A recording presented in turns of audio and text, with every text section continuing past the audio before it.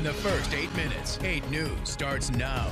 Tonight, reaction is pouring in after President Joe Biden announced that Israel and Hamas finally reached a ceasefire agreement. You're watching 8 News at 11. I'm Eric Phillips. I'm Heather Hope. This after 15 months of devastation in the region.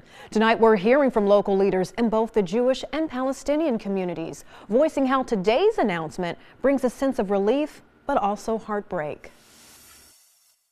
It's bittersweet because there are some people, a lot of people who aren't coming home. Rabbi David Asher of Knesset Beth Israel says the president's announcement of a ceasefire between Israel and Hamas brought a flood of emotions for him. Can't wait to see those pictures on Sunday when the first hostages get reconnected to their loved ones. He says it also hits very close to home in Richmond, especially after the death of goldberg-polin, who partially grew up here. He was taken hostage on October 7th and later killed, his story rising to international prominence. Rabbi Asher is heartbroken for his parents. The one child that's not going to be able to go back is the child of the synagogue, goldberg-polin. They'll never have a family reunion.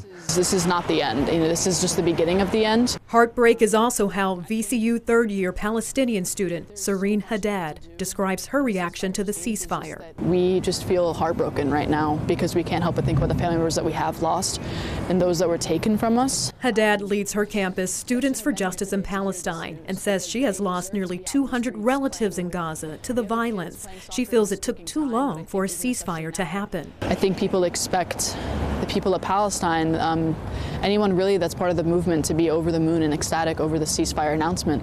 And we are, but there's also just so much left to do. She's hopeful that Gaza can soon be able to rebuild, but says she is skeptical. We should not have had to have so many lives taken from us, so many children murdered to get to this point. So I don't praise Biden at all. I expect nothing from the Trump presidency to get any sort of better at all. Rabbi Asher says he and a delegation from Richmond will travel to Israel next month as a support in the aftermath of so much tragedy. Kind of holding our breath, I think that all of these loved ones will be able to go back as planned or as expected.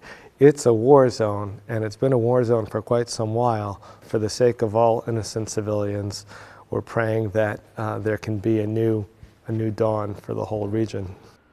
Definitely hoping for some relief there. And tonight we're also hearing reaction from Virginia leaders about this ceasefire. In a statement sent to 8 News, U.S. Senator Mark Warner said in part, quote, "Like so many people around the world, I am both heartened